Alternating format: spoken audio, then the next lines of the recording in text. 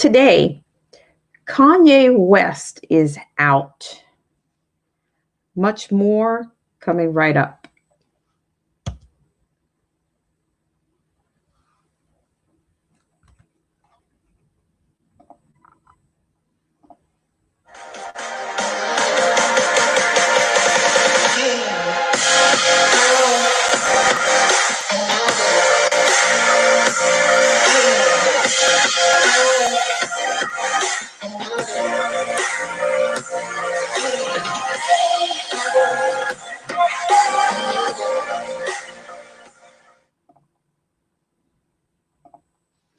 Welcome to Black Spring on your Wednesday. Thank you so much for tuning in wherever you are, near or far. And good afternoon, wherever you are, or good morning, where you are. And once again, I'd like to thank everybody for joining me. This is a flash stream on your Wednesday. And just for the housekeeping and logistics, if you guys could come in and hit that like or unlike button, or if you dare to throw caution to the wind and hit the share button. And please, if you could make sure that you are still subscribed to the channel, that would be of tremendous help in these times. So we've got quite a bit to get to today. And I want to also take an opportunity to shout out the loyal patrons per usual. And that would be shout out to Derek C. Williams, the Killer Whale Channels, the Definition of Anarchy, the Angel Muniz Variety Show, Gary L. Youngkees Jr., Chrysler Imperial H,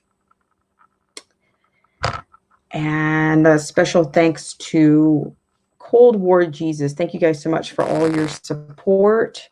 Really appreciate you guys taking time and investing your time here with me on Black Spring with Autumn. I'm going to be trying to get more things out this week. There will be some other content coming out this week. And if you don't mind, take an opportunity to have a look at the community tab on the Patreon page, or if you haven't had a chance to just explore the page in general, it's available to you. And of course, you're always welcome here at the central station, the central location of Black Spring with Autumn. I really appreciate you guys for all that you do, and each and every one of you are valued.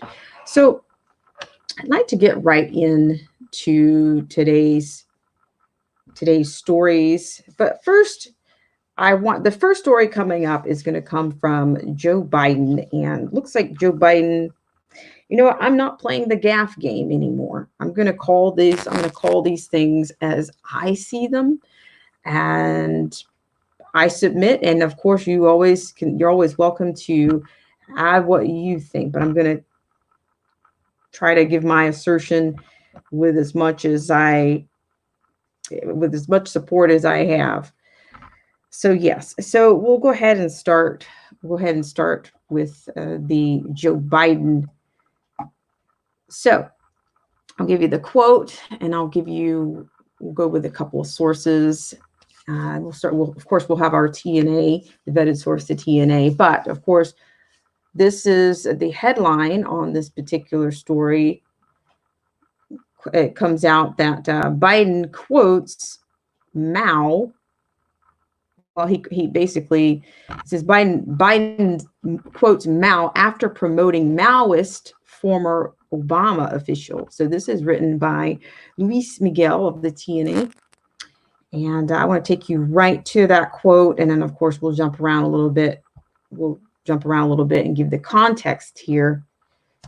Either way, I'm sure you'll get the gist of, you'll get something from this. Of course, you're welcome to, of course, do your own research on it. But I'll go ahead and start with it. So according to this article from the TNA, this is Democratic presidential candidate Joe Biden turned heads at a digital fundraiser on Monday when he quoted Mao Zedong, the infamous dictatorial chairman of the Communist Party of China, responsible for the deaths of tens of millions of his own people. Biden was joined at the event by former Barack Obama speechwriter Valerie Jarrett. Quote, "We've got to get real economic relief into women's hands now," end quote. He said to the 14 wealthy donors who attended the fundraising session.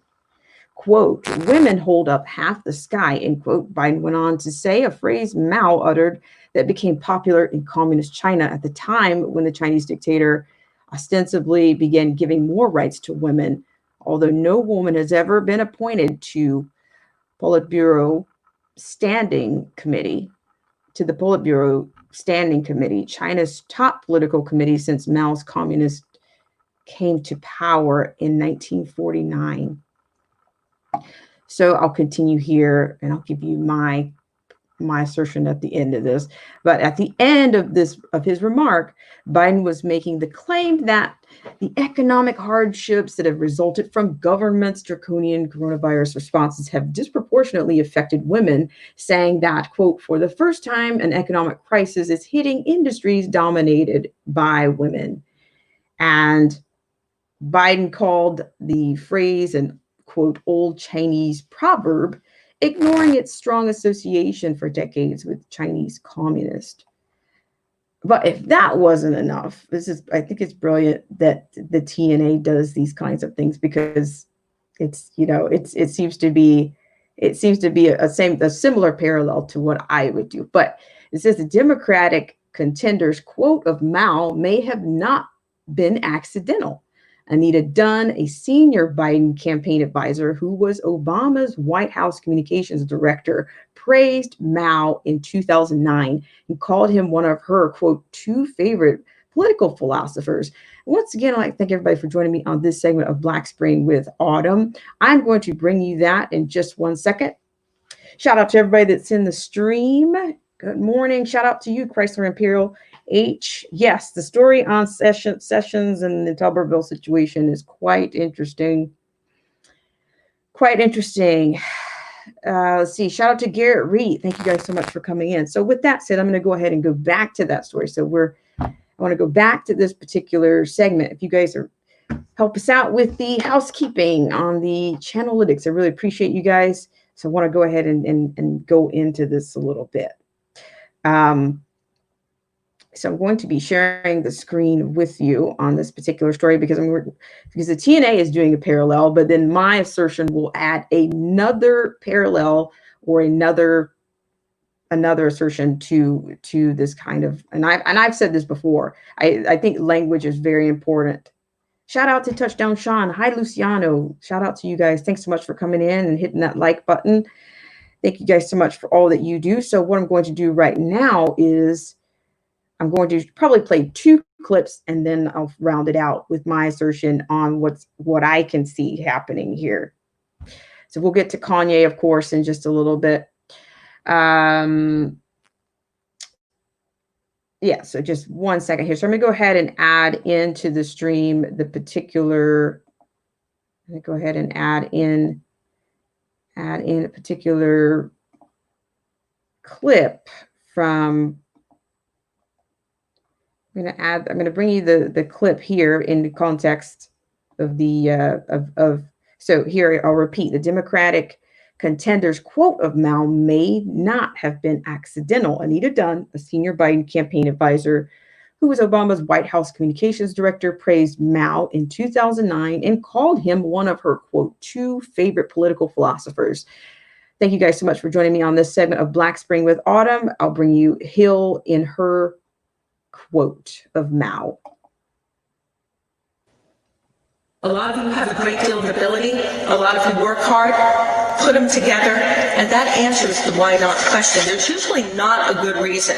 And then the third lesson and tip actually come from 2 of my favorite political philosophers, Mao Zedong and Mother Teresa, not often coupled with each other. But the 2 people that I turn to most to basically deliver a simple point, which is you're going to make choices, you're going to challenge, you're going to say why not, you're going to figure out how to do things that have never been done before. But here's the deal, these are your choices, they are no one else's.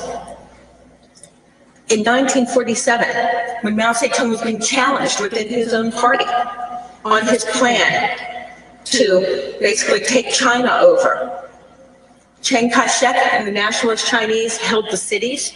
They had the army, they had the Air Force, they had everything on their side. And people said, how can you win? How can you do this? How can you do this? Against all of the odds against you. And Mao Zedong said, you fight your war and I'll fight mine. And think about that for a second. You don't have to accept the definition of how to do things, and you don't have to follow other people's choices and paths. Okay? It is about your choices and your paths. You fight your own war. You lay out your own path. You figure out what's right for you. You don't let external definition define how good you are internally. You fight your war, you let them fight theirs. Everybody has their own path. And then Mother Teresa.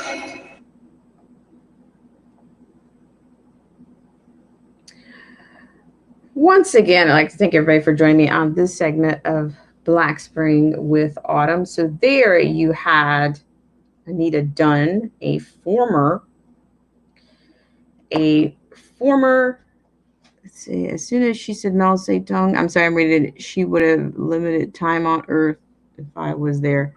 Hang on just a second here. Okay, I'm going to go back into this clip here. Okay, thank you so much.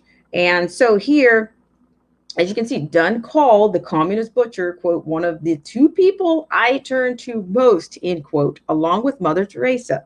Okay, she later tried to brush the comment off as a joke, though many didn't buy it, considering her praise for Mao's tireless pursuit of communism in his country. So, okay, you got the gist of that from the actual clip of her playing it. So this is a senior Biden campaign advisor. Okay, so we'll keep her position in mind here. I want to tie some things together, if I might. Okay, Dunn repeats the popular myth that Mao was complete underdog of freedom fighting against the well-equipped nationalist. In fact, the reason Mao won is because he was supplied by the Soviet Union, which in turn had the backing of the globalist American corporations, while the pro-communist element was the U.S. government repeatedly sabotaged American support of Chiang Kai-shek, as covered extensively in another story. So I found this one out. Mao Zedong's Great Leap Forward program, in which he aimed to rapidly transform the Chinese economy from agrarian to industrial, resulted in the deaths of 20 to 46 million people from famine.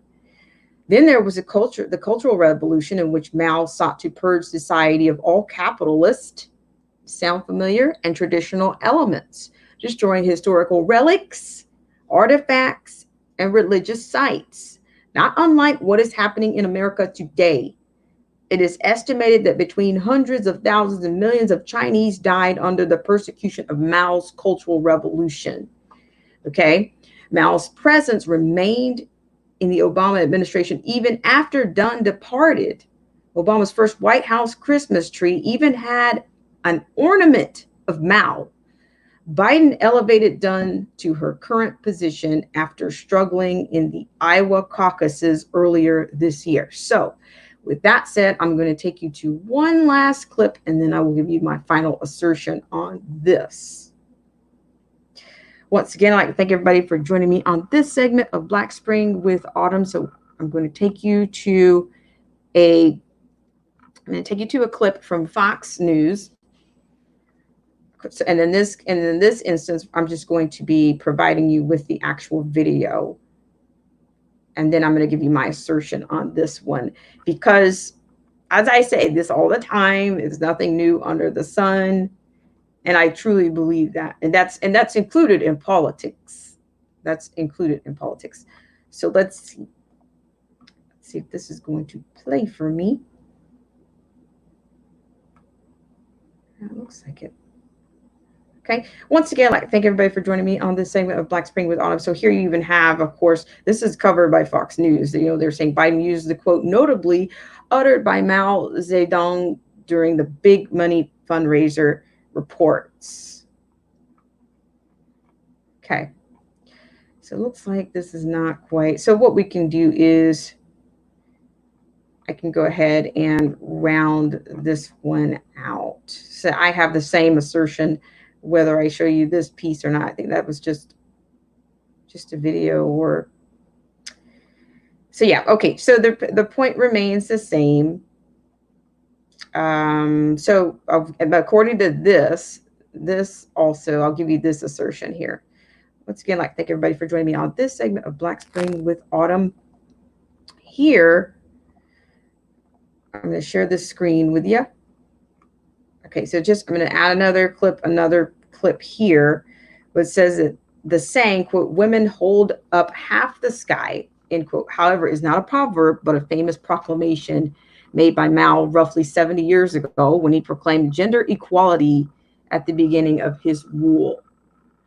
Biden was reportedly speaking about how the financial turmoil that spawned from the coronavirus outbreak has disproportionately affected women, saying, quote, for the first time, an economic crisis is hitting industries dominated by women, end quote. So we got that. Okay, so according to Fox, China has become quite a political issue during the election cycle, with both the Biden and Trump campaigns accusing the other of being weak toward the communist nation. President Trump has slammed the former vice president over his son Hunter Biden's financial ties to China, while Biden has repeatedly gone after Trump for paying compliments to the Chinese president Xi Jinping for his handling of the coronavirus outbreak in the early weeks. Okay, so with all of that, here's my assertion. And we talk about this I've talked about this on many occasions, that you can find throughout history, either and throughout dictators, whether it be Hitler, in this case Mao, the communications people that they have or their advisors, they always use language to deceive or to evade. They always use insincere language. Okay, so I think generally my assertion is that this is no less. This is a conditioning. The Democrats, the lefts, the progressives, they are generally conditioning and priming America for a takeover, for the transformation that in their image of America, which is to me communist. Okay, so the tactic here is, to me, is a subconscious tactic or conditioning in which Americans are going to be more conditioned to accept these types of idioms or ideas. You're injecting them into, it's out there along with all the other propaganda and with all the other rhetoric that you see. But these speeches are no less. These speeches are no different than propaganda, or even this is a conditioning. This is a demoralization. If you're Americans are in a different position than they've ever been before. Many Americans just want to be left alone. And they're searching for some type of peace, some type of cure to the chaos. They need that. They want that. So here he is, he's pushing, the agenda of gender equality to the front of it. But in the meantime, you're actually getting conditioned for something else. You notice how when you see biographies written about either Hitler or Stalin, they had lawyers, communicators, advisors that were trained to write speeches to soften their image, to make dark things more light, to make death seem more respectable, to make security in exchange of freedom more appealing. This is like the language of politics. They hire people to do these things. Well, that's no less. And it's going to continue. This is going to be a continuing theme. I would suggest, I assert, for all of his themes. It's all going to be, you're going to hear more things. You're going to hear more proverbs from communists or socialists. Whatever. You're going to hear these things. They're going to be woven into these speeches. it's gonna affect the demoralized, and they're going to be more accepting of these things, accepting of these ideologies, accepting of this type of government.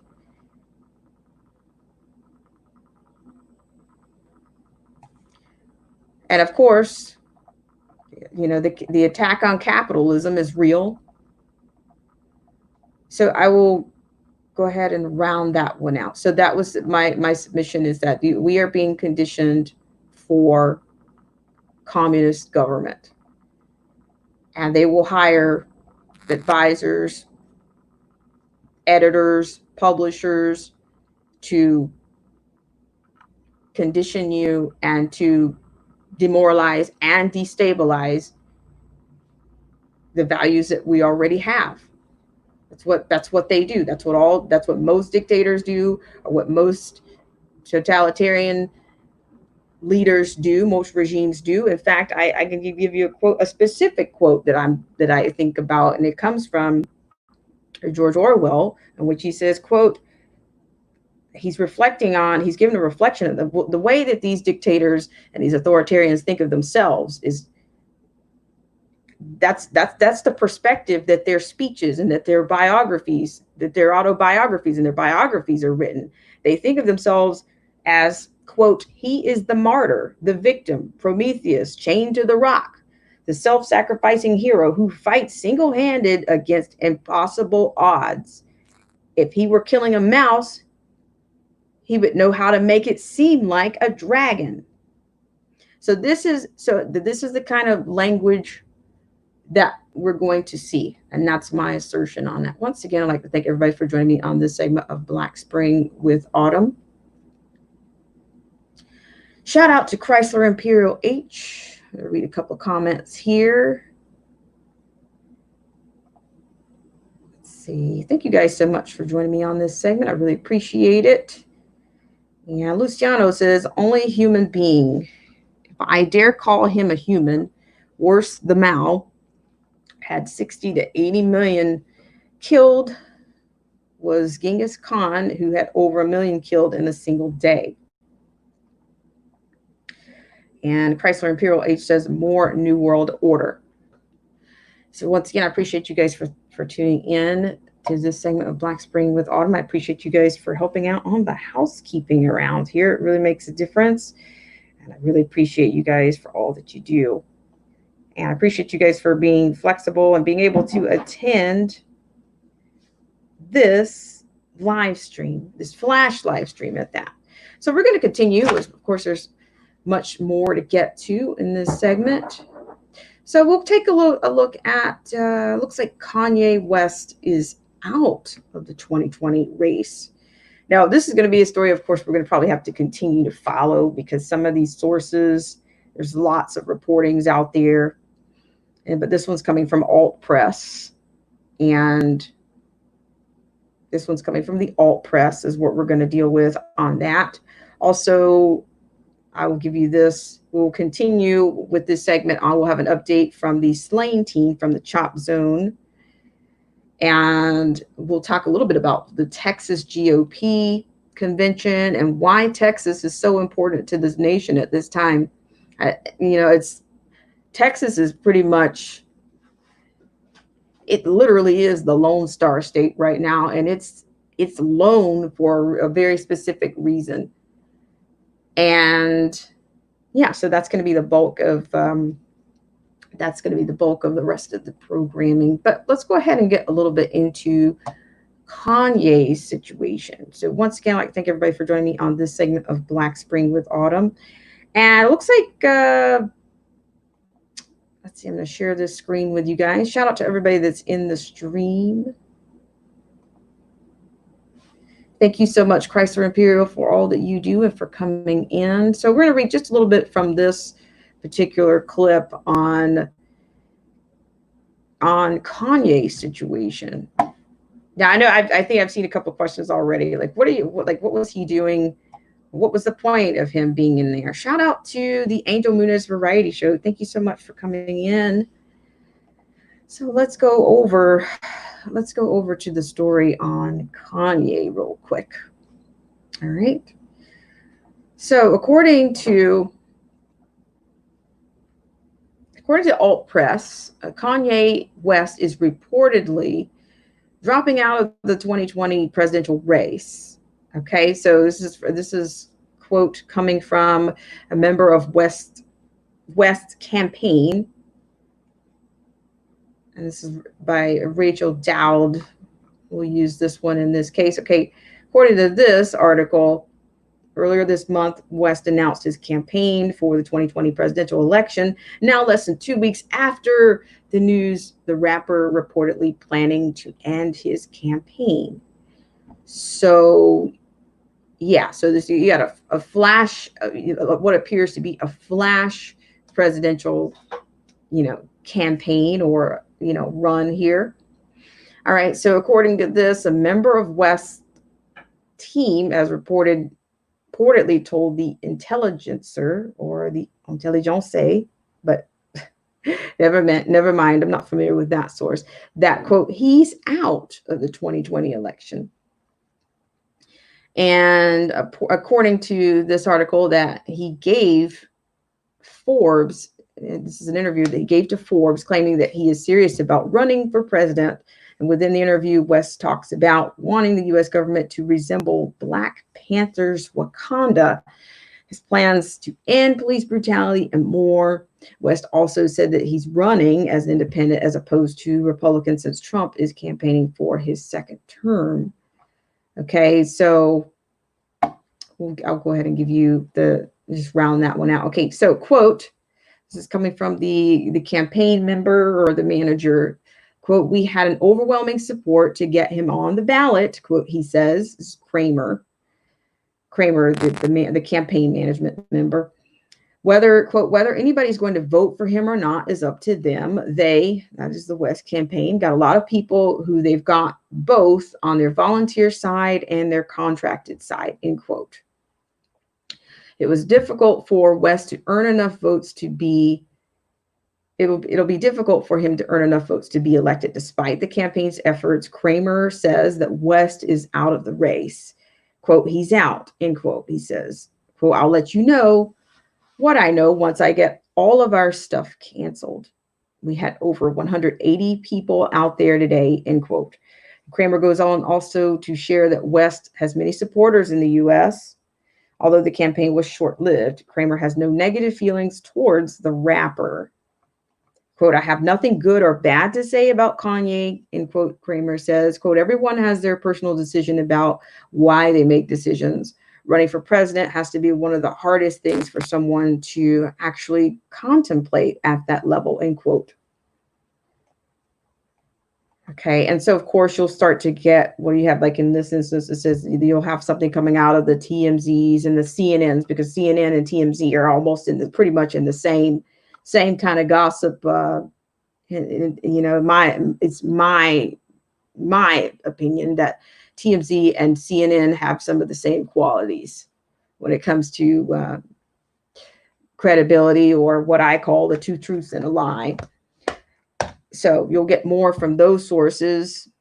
And of course, they're going to assert the whole thing about the family is being, it says here, according to TMZ, that the family is concerned he's in the middle of a bipolar episode. And the July 9th report says that, quote, our sources say his family and those close to him are worried, but they believe things will stabilize as they have in the past, end quote. Okay, along with this, West shared a video of him registering to vote in Wyoming last week.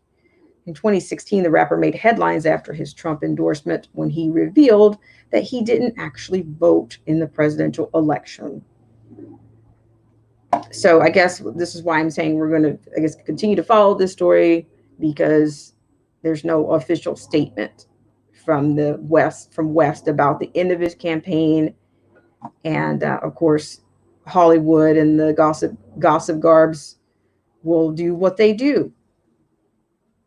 And I'm sure he's going to be smudged and smeared as he has in the past. Shout out to everybody in the stream. Shout out to Derek C. Williams. Thank you so much for coming in. I really appreciate it.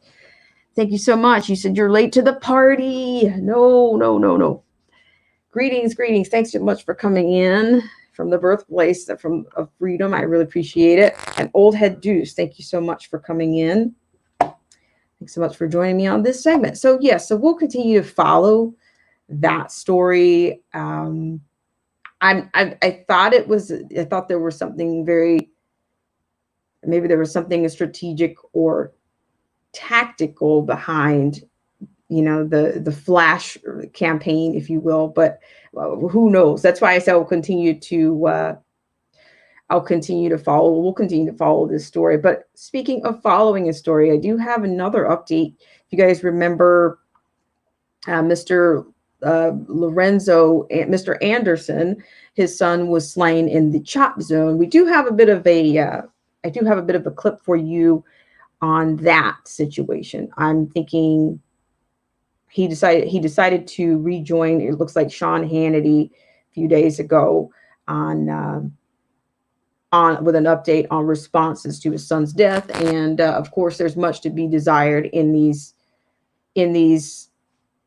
liberal zones, and so we'll take you to that story. Shout out to everybody in the stream. I'll go ahead and do a shout out to everybody in the stream before we round this one out. Shout out to Touchdown Sean. Shout out to Derek C. Williams. Thanks so much for all you do and your loyalty. We appreciate everything. And also shout out to Old Head Deuce. Shout out to the Angel Munez Variety Show. Thank you so much for your loyalty and your support on the channel. Shout out to Chrysler Imperial. Thank you so much for your loyalty and everything that you do in support of the channel. Luciano, thank you for coming in. And also shout out to Garrett Reed. Thank you guys so much. I really appreciate it. I appreciate you guys for doing your diligence on the housekeeping around here, keeping the like buttons either up or down, throwing caution to the wind by sharing, or even just making sure you're still subscribed in these times. It's all helpful. I thank you so much for that. So, my language radar is on these days. So that was the first bit of my first assertion today, came into the amount of conditioning that's going on out here with communism. So with that said, we'll go on to Mr. Anderson and we'll get a bit of an update. We have some other interesting clips for you. Once again, I'd like to thank everybody for joining me on this segment of Black Spring with Autumn. So once again, this is going to be in reference to Mr. Anderson and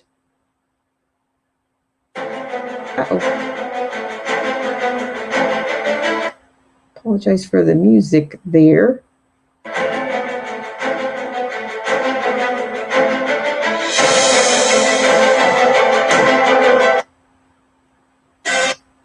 Okay, so I'm going to bring you the clip right now. Once again, I'd like to thank everybody for joining me on this segment of Black Spring with Autumn.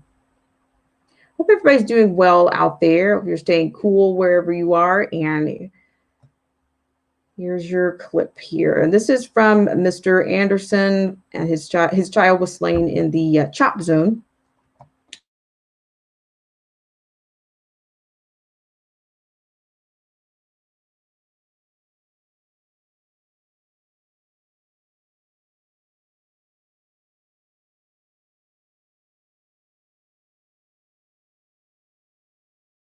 Hang on just one second. Sorry about that, guys. Really appreciate you guys for all that you do. Thank you so much for coming in.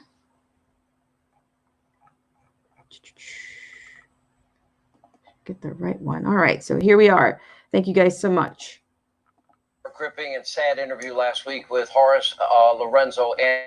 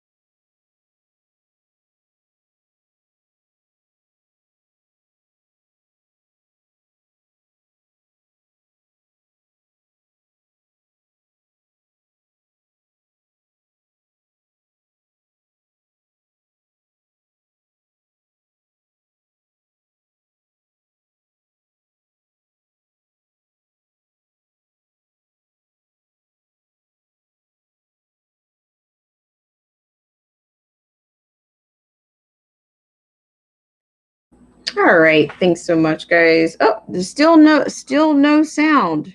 Did you guys have no sound?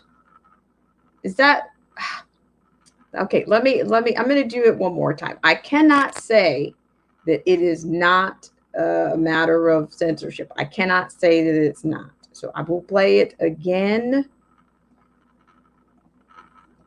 I will play it again. Thanks so much for your patience, guys. Let me see. I'm going to replay it.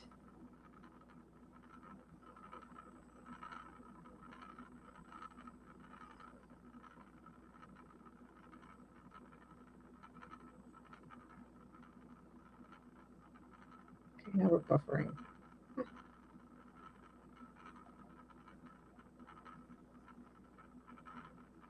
Now, just 1 second here. Let me try this again. Very frustrating.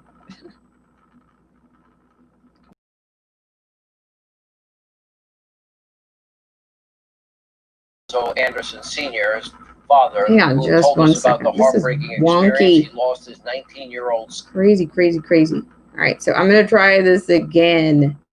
There's just, there's certain things they just, they don't want. Control the narrative, okay? So let me see if I can get it out this time. Who told us about the heartbreaking experience. He lost his 19-year-old son in the Summer of Love Chop and Chaz zone. Now, Mr. Anderson has received an outpouring of support, including, we're told, a phone call from the president, President Trump, and finally a meeting with Seattle's mayor. He returns tonight to give us an update, along with the founder and executive director of Not This Time, Andre Taylor. Mr. Anderson, thank you for being back. Everybody asked me, nobody called Mr. Anderson? Nobody. During this show, as it was going on, the White House switchboard called asking for your number. What has happened since? Wow.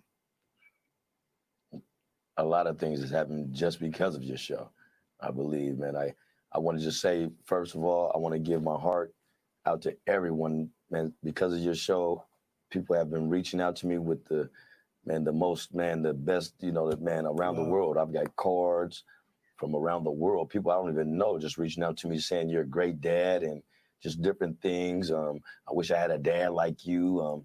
Things like this, So it's been very overwhelming. How was the president's call? Tell us about that.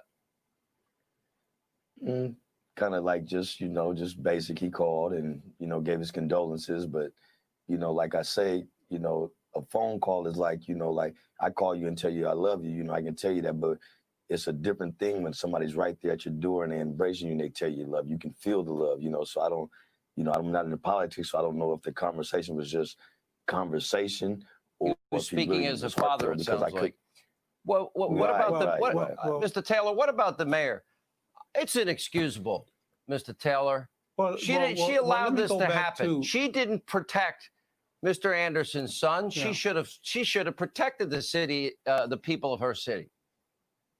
I want to go back to the president's phone call because we were both on the phone call. The president was extremely gracious. Yeah. He called at a perfect time during the funeral services. Yes. It just lifted Horace up. Yeah, he was just like elated, screaming. Yeah. And I got a call from the president. So I don't want to belittle the power of the presidency or the seat of the presidency. It was very, very special for him. It was very, very special for myself. Whatever your politics are, that doesn't matter. The office is the most powerful office in this world. And to be able to receive a phone call from the president, listen, it gets no higher than that. Yeah, I just wanted to make sure we covered that. I've got a lot of reaction too. And everybody that I talk to, everyone that's written me, everybody I saw over the weekend sends their love and prayers to you. And I send mine too, my heartfelt as a father to father. Thank you both for being with us.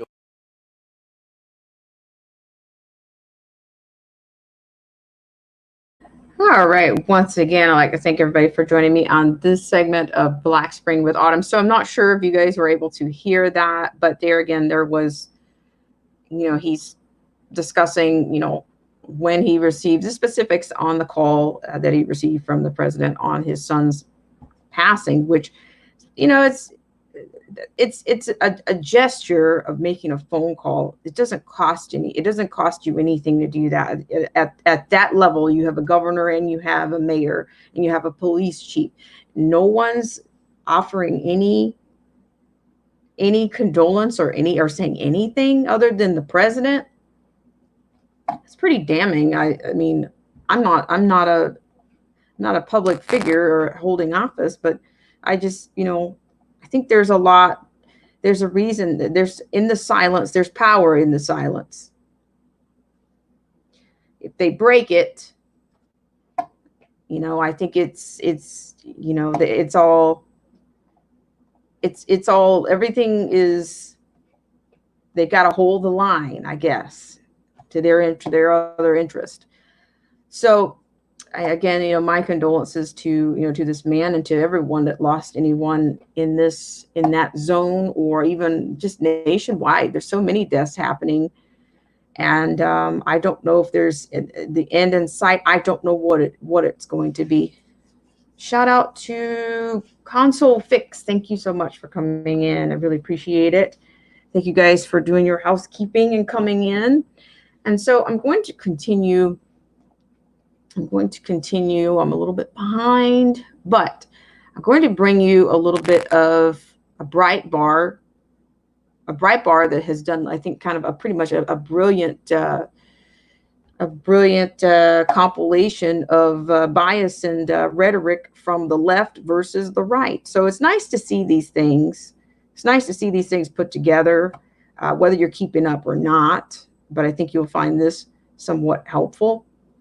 Once again, I'd like to thank everybody for joining me on this segment of Black Spring with Autumn. So I'm going to bring you that clip. Shout out to everybody in the stream. Thank you guys so much for coming in and supporting the channel.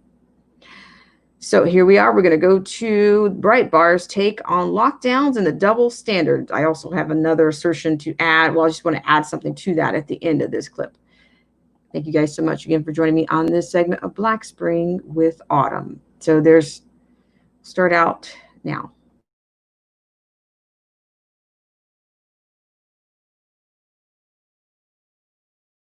You want to get a haircut? Who the hell do you think you are?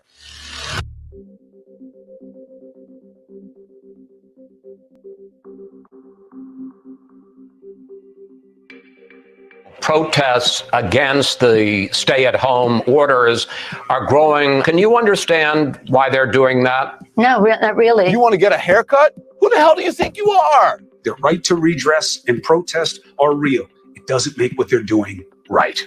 I have instructed the NYPD to proceed immediately to summons or even arrest those who gather in large groups. What is wrong with people? I don't understand what is wrong with people. Stay at home. Now, First Amendment protests and large gatherings are not the same. They are engaging in behavior that is both selfish and unsafe. I'd like to ask them if they're willing to sign away their right to treatment.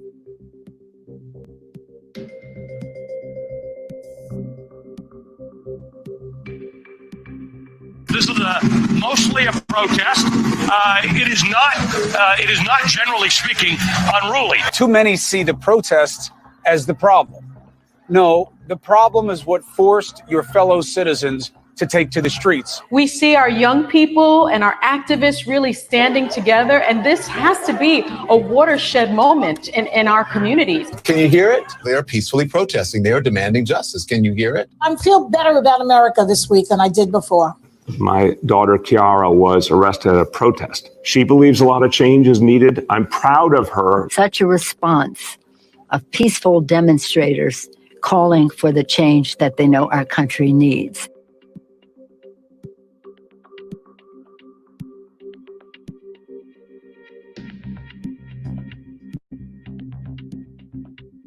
The president is pushing ahead with a killer rally for his supporters this weekend. No, really. The president should not be holding a rally. A packed indoor facility does sound like a worst case scenario. This is the worst case scenario. The president doesn't care about the health of his supporters. Putting Americans' lives at risk. They're going to kill some of them and some of their family and friends. He wants the photo op. They don't care about them except as a photo op. In order to have another photo op. Governor Wolf walked with protesters today in Harrisburg. He supports their call for justice. Governor Whitmer marched with protesters yesterday during a unity walk in Detroit. Senator Elizabeth Warren showed up outside the White House protest on Tuesday evening. Speaker of the House, Nancy Pelosi, on Wednesday joined a crowd of demonstrators outside the Capitol protesting police brutality toward African Americans.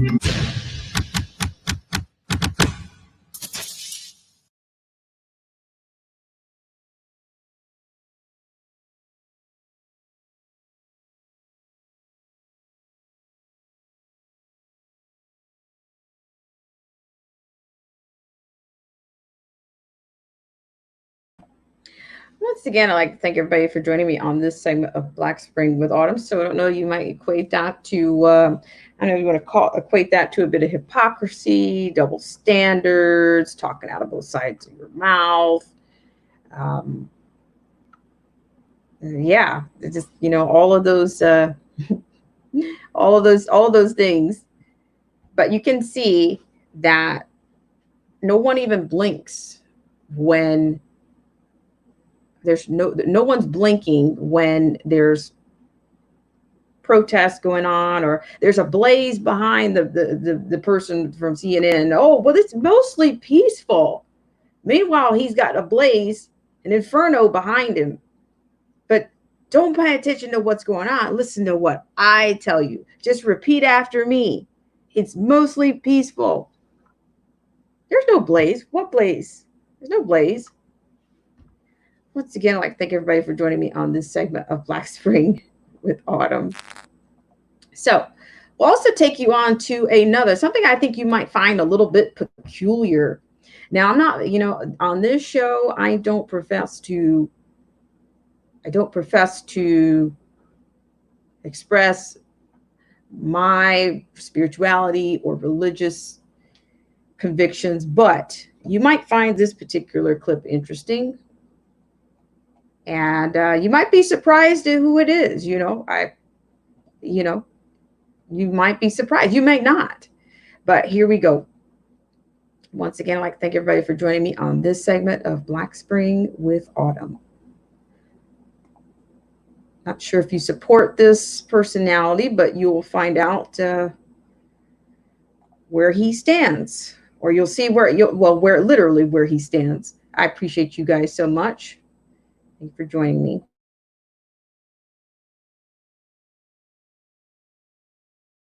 How's it going? Good, good. Thank you.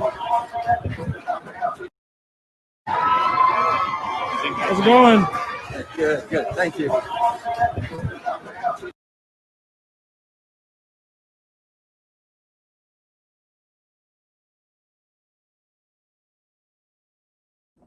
Okay, so if you weren't sure, that was, I guess, can I call him an evangelist? That was Joel Osteen that you saw in that particular clip with the BLM and Antifa. So there you go. If that doesn't make you feel all warm and tingly, or I don't know. I don't know how it makes you feel, but there you go. There's a well-known person. I think whether you follow him or not, you recognize the names. Okay, so with that said, we're going to go on to another. This is a topic that I've been trying not to get to, and I still may be able to get to it in the way that I want to. You know, the saying goes, or you've heard the cliche, don't mess with Texas. Well, it looks like they're messing with Texas right about now. And in this particular clip, I'm giving you something that's coming from Lieutenant Colonel Allen West. He's actually running it for the GOP chair. And according to Lieutenant Colonel Allen West, is that he's concerned that the Texas Republicans, I'm not sure we have any Texans in here, but the Texas Republicans might be denied their right to hold a state convention in Houston. And it came to fruition last night. Despite the assurances of top party leaders, we face a virtual online convention and have finally learned the truth, and the adequate steps were never taken to prepare for this eventuality. This sheds new light on why my repeated request for access to the details about remote voting have gone unanswered. Failed leadership from the top is responsible for the mess we are in today. It is inexcusable that on the very week of the state convention, delegates bound for Houston still don't know where to go or how they will have their voices heard or votes counted. Rural voters and others with limited internet access, delegates who are less technologically savvy or who may have hearing or visual impairments face the very real risk of being disenfranchised. I promise you that as a state party chairman, I would never tolerate such risk of disenfranchisement of our delegates or lead our party into such uncertainty. He says, considering all factors involved, however, litigation will simply not solve this problem. Therefore, we'll be spending our time and energy working with grassroots activists on temporary rules committee in an attempt to have rules in place to protect the integrity of the virtual convention and remote voting that has been forced upon us. Okay, so here again, let's see. Okay, so we're almost to the end of this one. And he also says that working for positive results is where I have always focused my time and energy, no matter how tough the fight. With Godspeed in your prayers, I will continue working tirelessly to ensure that voices of the Texas grassroots Republicans are always heard. Okay, so I think I'm not going to assume anything, but I assume that by now everybody realizes that Texas is, when I said Texas is a Lone Star state, it is a Lone Star state because I do believe that the progressives, the liberals, the left, the Democrats, they are targeting Texas. If they can flip that state, because I'm thinking right now that state is probably dangerously, for all practical purposes, that state is dangerously purple right about now. And I think, and that's because, like many other cities, you've had a lot of people leave majority liberal cities, and they have flooded. They're flooding states with the populace, with a majority of a Republican populace, that was more historically red. But if this state ends up getting flipped blue in this election, I'd give anybody. What is your take on that? If they flip that state blue, what do you think is going to happen? I mean, I can say, but I think it's upon, it's upon you guys. You'll make your connections, and you probably already know. Because already in this state, I had a conversation with this, like states like California and New York, these states are almost virtually one party. If this nation goes one party, what do you think that means? The state, they will flip. If they flip that state red, if they flip that state blue, then they have a majority, because California already has the most, California has the most delegates, the most representation. And that's the last, can I say the last bastion, or the last stand. And then you got one party rule. So then in that case, we will no longer be a constitutional republic. It will become more of it will be based on the populace. It would be more of a democracy. It will be closer to what they want. They always talk about their democracy. It'll be closer to a democracy, it will be more, it's a one party rule. So, I think it's critical. You've got a lot of radicals out there. And even what's happened in Virginia, you've had all of these states that have been flipped blue. Some people think it's miraculous. They can't believe it.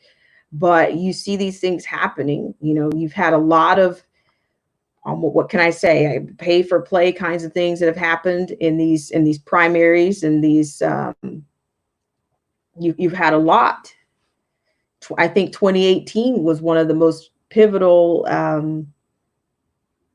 That was a pivotal voting time in which I don't know whether people didn't take it seriously or whether it's just been a growing faction of the technocrats and the elites have been driving their agenda, working like crazy to flip these states blue, which is going to give you a one-party rule.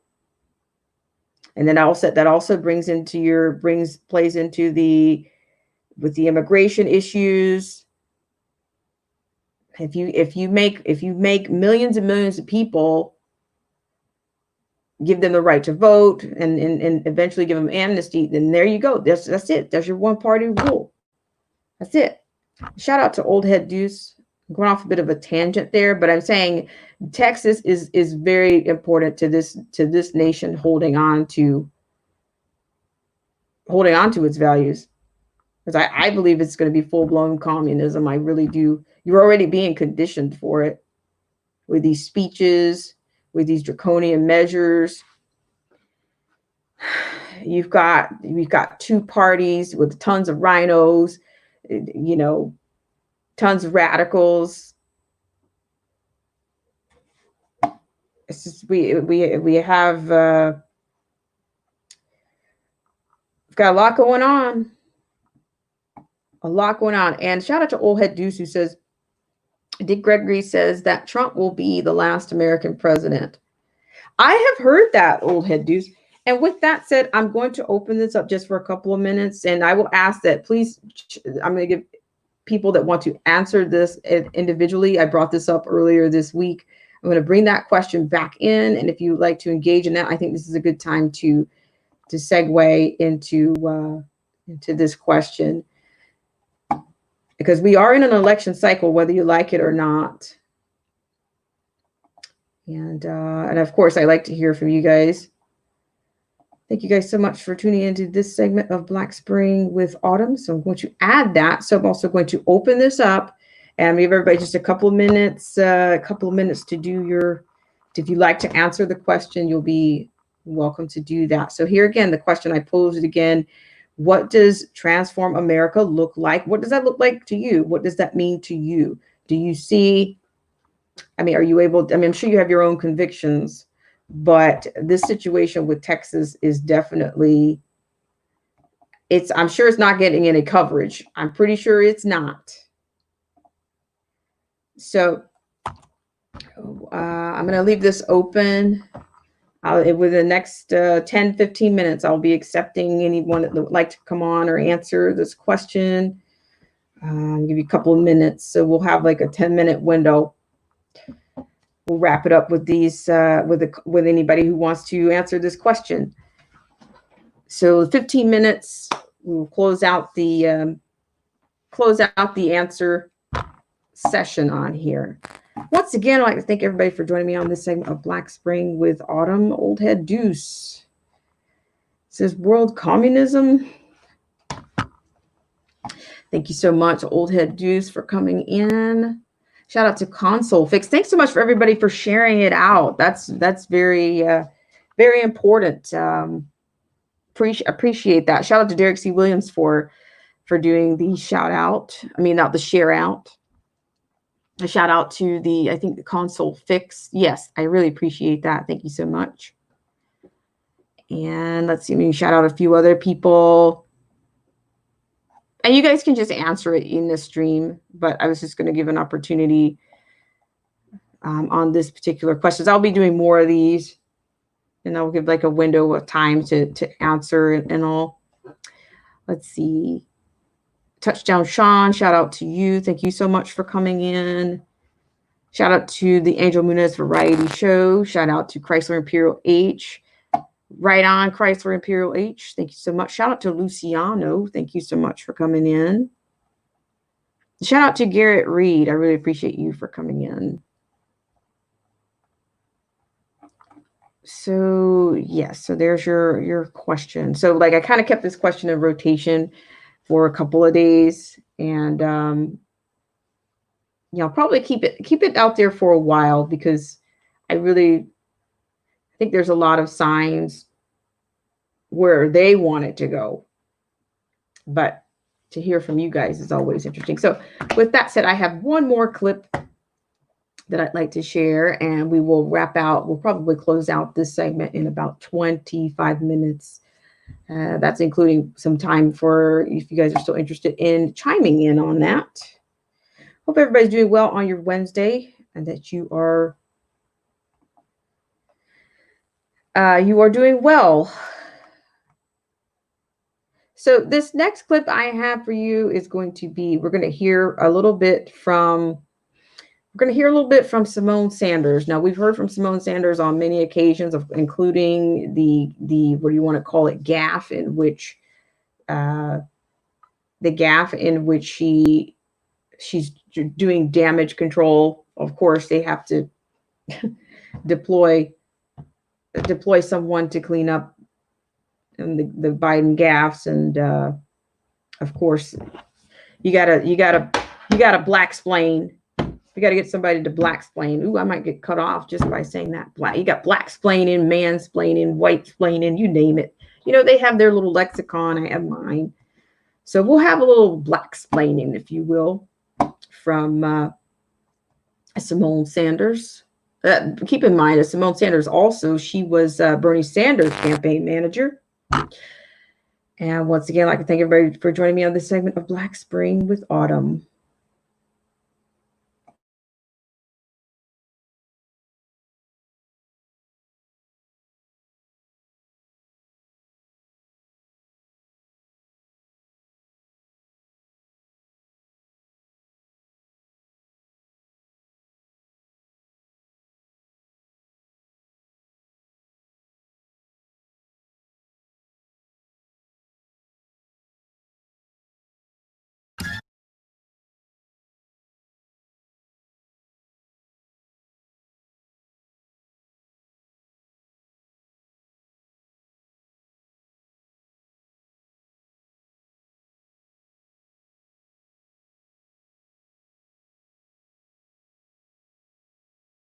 Lead the way? Who will put the fear into perspective and to restore, as FDR did in that speech, the American optimism that has always characterized this nation?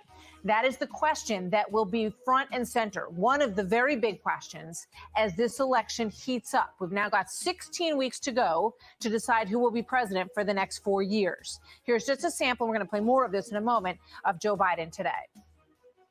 But I have to start by speaking about what millions of Americans know when they wake up every morning with worry, anxiety, and fear.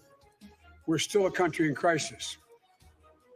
Here now, Simone Sanders, Biden 2020 campaign senior advisor. Simone, great to have you with us tonight. Thank you very much for being here. So, you know, this question of how nervous everybody is. And when you look at those numbers about parents being so concerned to send their kids back to school, should fear keep them from doing that? Does former Vice President Biden believe that these kids need to get back into the classroom this fall for a myriad of reasons? Well, thank you for having me tonight. Look, I think this is similar to the conversation that folks were having a couple months ago about reopening. And just as a couple months ago, where Vice President Biden noted it was a false choice on whether do we want to get people back to work or do we want to keep folks safe from the coronavirus? That's a false choice. This is similarly a false choice. It's not about folks who want to reopen schools versus people who do not. This is about what's safe. Everyone, including Vice President Biden, wants to ensure that our children are back in school, but it has to be done safely. And as President Trump is saying, all throughout this last week and a half, folks from the administration as well, that we just have to get folks back to work. Mm-hmm. Creating a mandate is not a plan. You know, the coronavirus, COVID-19 is still very much so with us. And so that means you need testing, you need contact tracing, you need to be working with and issuing guidance to governors and folks across this country. And Vice President Biden again believes that we need a plan to do that. He's put forth. You know, but I mean, when you look at the fact, you know, you look at these other countries that have done it safely. I mean, at what point? So everyone stays home in their house until there's a vaccine? I mean, you know, at some point, we need to say, and think about what's happening with so many kids across America right now anyway. Their lives being put in danger by other things, by other factors. Their parents have to go back to work. Some of them are in abusive homes. It's been, you know, documented in ways that are truly scary. You look at the numbers of children and what they die from, the flu, suicide, homicide, which we've covered here a lot over the past few weeks. You know, do you ever look at all of this and say, this is shocking that we have put ourselves into this position of being so hunkered down in this environment when we do know some of the things that help to keep us safe when we go out? Well, Martha, to be clear, we're in this position because the Trump administration failed to act. As early as January and February, the Trump administration and the president specifically knew that COVID-19 was a threat, and they did nothing. We're still trying to figure out what the president exactly was doing in January and February. So the fact that we have record numbers of unemployment in this country, about where we are the right fact now, that we are still, and whether or not we are still currently in, what is this, July? We don't know the state of things, and we don't have real plans to send from the federal government to send kids back to school. The fact that, you know, governments, local governments, the federal government has put out 13.2. No, hold on. Now the federal government has put out 13.2 This is a billion. lack of a plan from the Trump administration, Martha. $13.2 billion have gone to schools across America from the federal government. Only $195 million has been spent. And what we're hearing is that they want more money, that the teachers need more money in order to reopen the schools. And you know what? I think people get that. They see what's at work there. Now, I want to ask you something about the agenda here overall. In terms of charter schools, because one of the things that's been suggested is that if a school does not want to reopen, an individual taxpayer should be able to use the money that is allocated for their child to make the choice to send them to either a charter school that is opening or a religious school in their area. Why shouldn't a parent be able to do that? Or do you believe that they should? Martha, I am not sure what plan you are referencing, but I can tell you that we have yet to see a plan from this administration on how to safely reopen schools. We have yet to see the president partnering with governors and talking to folks like teachers, putting a plan together with them. Look, Betsy DeVos did the morning shows. I at least saw one this past weekend, and she didn't have an answer on what the plan was.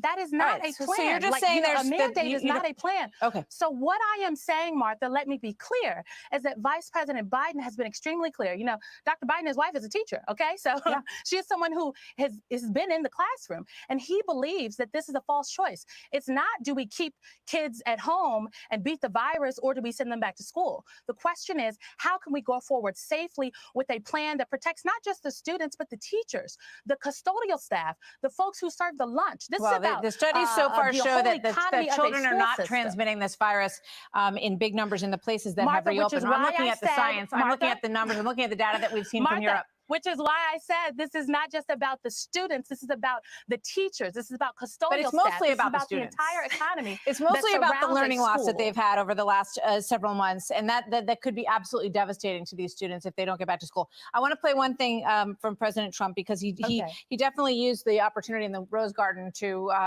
really dig into the campaign issues here, and I want to give you a chance to respond to this. This is President Trump earlier. Watch this. Today, Joe Biden gave a speech in which he said that the core of his economic agenda is a hard left crusade against American energy. He wants to kill American energy. He wants to impose the Green New Deal on our country. When I first saw the Green New Deal, I thought it was a joke. What's your response to that, Simone, on behalf of the former vice president? Yeah, my response to that is Donald Trump isn't telling the truth. It pains me to say that he lied from the Rose Garden today. I wish he turns the tape and watches Vice President Biden's address today. He talked about the second flank of his Build Back Better plan, a plan to create good union-paying jobs for working families across this country and bring everyone along. And today, our plan focused on a clean energy economy and infrastructure. You know, the White House often talks about Infrastructure Week for Infrastructure Week. You know, we have yet to see an infrastructure plan, but today Vice President Biden unveiled one that had support from unions and folks in the climate community, because it's a plan that works. Well, you know what? It is a plan that creates jobs. He says he had 8 years in the White House and 48 years on Capitol Hill to fix the bridges and do infrastructure, and in 48 years he never did it. I'll let you respond to that before I let you go. Well, within the first month of the Obama-Biden administration, they got to work on the Recovery Act that gave money across the country to things like rebuilding America's crumbling infrastructure, but also getting folks back to work. Ask the people in Michigan. They know about the work that Joe Biden did. The Trump administration, though, to my knowledge, has had 41 months. They have yet to do anything. So we will put Vice President Biden's experience and his track record up against Donald Trump's any day of the week. All right. Lots more to talk to you about. I hope you'll come back soon. Simone.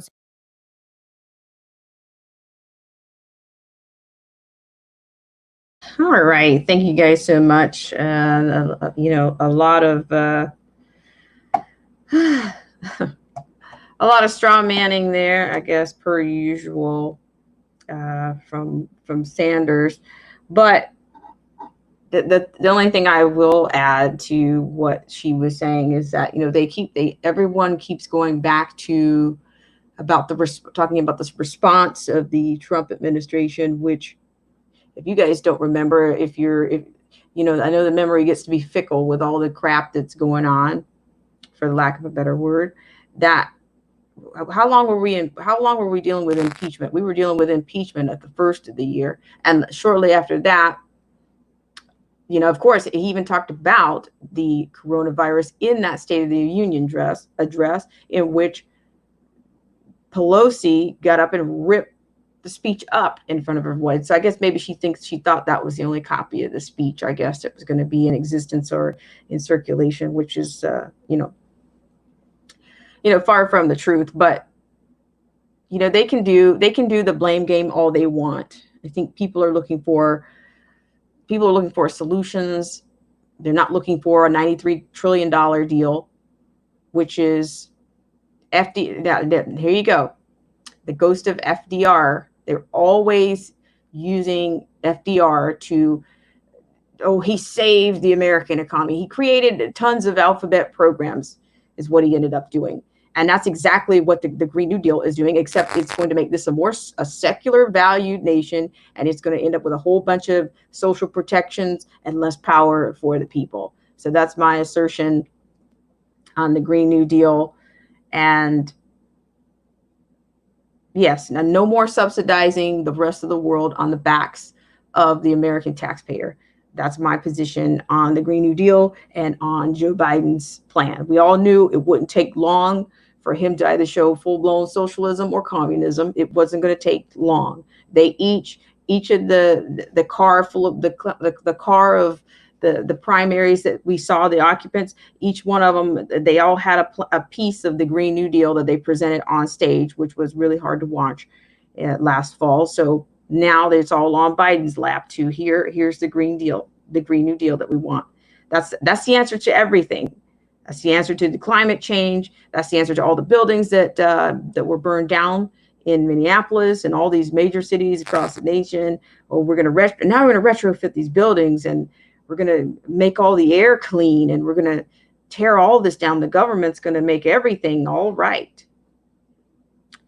So that was a bit of a rant. But once again, I'd like to thank everybody for joining me on this segment of Black Spring with Autumn. And I had no takers. No takers on the, I did have a taker. I think Old Head Deuce offered the response there. Thank you so much for that. I appreciate you guys for being here. And if you're just joining us, or if you're just driving by with the window down, or if you're listening at a safe distance, I appreciate you for coming in. But if you will do your diligence in hitting that like or unlike button, subscribing, or making sure you're still subscribed, I really appreciate that. So once again, I'd like to thank everybody for joining me on this segment of Black Spring with Autumn on this flash stream Wednesday. And I will look forward to seeing you guys in the next live stream, in the comment section, in the video.